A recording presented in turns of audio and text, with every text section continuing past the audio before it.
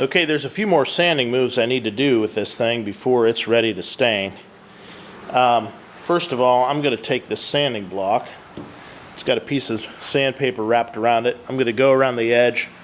And when you use a machine, a lot of times like this, there'll be like a little flat spot or a place where the machine dug in a little bit.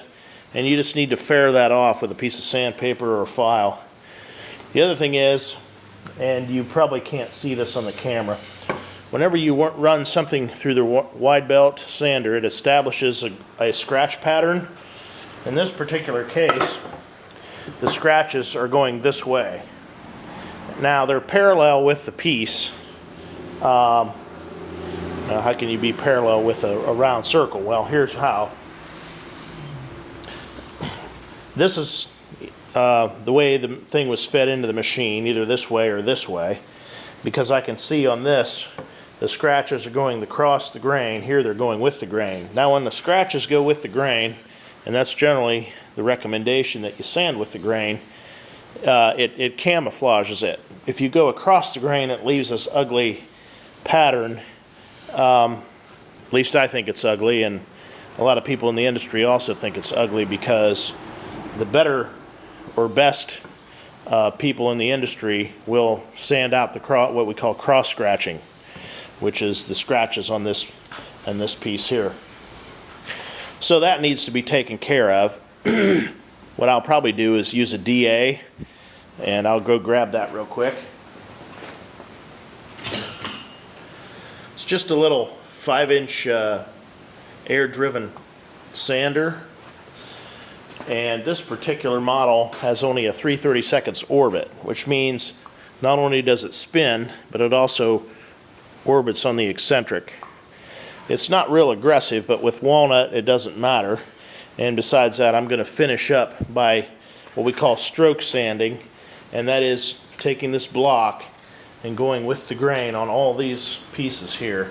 So I'll be constantly turning the sandpaper depending on which way that goes. Once you establish that uniform scratch pattern, it's not really noticeable. I don't know if I pointed this out. My suspicion was confirmed. I did sand the sealer off the back of this, which isn't a huge deal. I'll just reseal it whenever I seal the bottom here. I will also sand the cross scratches out of the bottom too, although sometimes companies will save money by just, on cabinet doors in particular, by just sanding the cross scratches out of the face, and you don't really see the ones on the back unless you have the door open, and most people are worried about what they're getting out of the cupboard rather than whether the back of their door was sanded. So anyway, I'll show a little bit of this hand sanding, and this is kind of the tedious portion of woodworking. A lot of times whenever a shop brings on a new hire, they'll put the new hire in the sanding department till they become, I shouldn't say till they become more skilled. They're not going to become too much more skilled unless they have proper training, but that's where they started. One thing, whenever Swiss approached me about coming to work for them, the owners, I made that request: please don't stick me in the sanding department,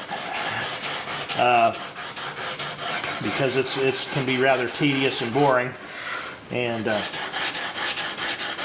I already had a lot of woodworking skills before I started working for them, and some shop skills too, some from my middle school days and others that I had learned whenever I did site carpentry work for my dad.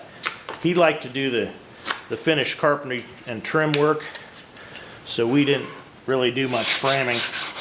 He left that to the grunts, and I would have kind of liked to have learned that, and anyway, I did learn a lot of techniques and stuff about finished carpentry, and other skills and such I acquired on my own by reading and watching other people do the work. And I'm still learning. There's always somebody coming up with something better or a new way to do things, or new technology, or a lot of stuff to keep up with.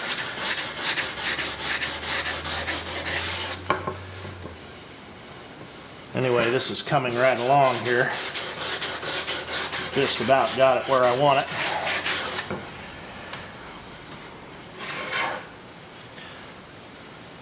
Oh yeah, a little bit more here.